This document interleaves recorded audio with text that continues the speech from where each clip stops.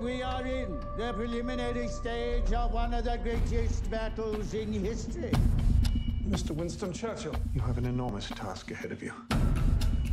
Winston lacks judgment. He's a bully. We may have to replace him.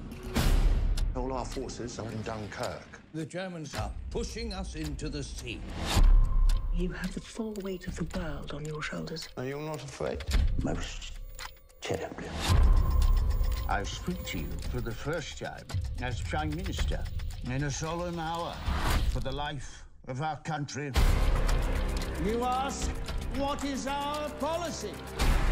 I say it is to wage war by sea, land, and air with all our might. We shall never surrender!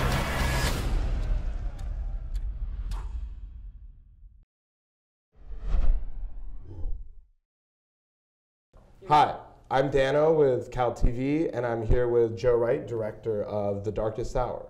So Joe, you directed a bunch of different films in different genres. You've done action, fantasy, a Black Mirror episode. So why decide this time around to do a historical, political thriller, and do you approach it differently than, say, you did an action movie like Haynam? Really, I approached this movie like Haynam or any of the others as a character piece, as a study of what it is to be a person and a human living, existing in this world, and how we interact with each other, how we try and relate to each other. And yes, I decided that if I could get this movie to play like a political thriller, then that would be quite exciting. And you know, but those are technical challenges rather than the fundamental kind of themes. Mm-hmm.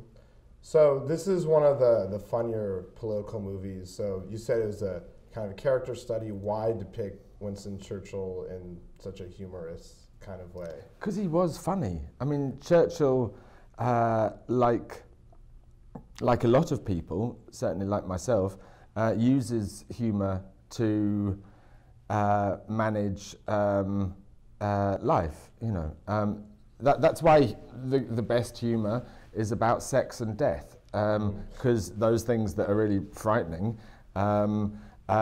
we use humour to help us deal with them. And what was it like working with Gary Oldman? And was he the only one, or did you have any other actors? No, Gary was the only one. Gary, you know, when I was growing up in the 80s and 90s in London, Gary was the trailblazer. He was the one who had got out, and he had done these extraordinary films, and the breadth of his career is amazing. So what was he like on set? Do you have any favorite on-set anecdotes about Gary or any other actors? He'd arrive on set as Winston. We play a lot of music on set, you see. Mm-hmm. So seeing Winston Churchill dance to modern R&B was quite good. So what was the research process like in trying to get down an authentic 1940s England? And what was the most difficult part of making it feel, like it was back then? I guess the dirt, the buildings are white now. In those days they were black. Everything had a kind of griminess to it. So trying to replicate that in contemporary London was quite challenging. Great. Well, thanks so much. Thank you.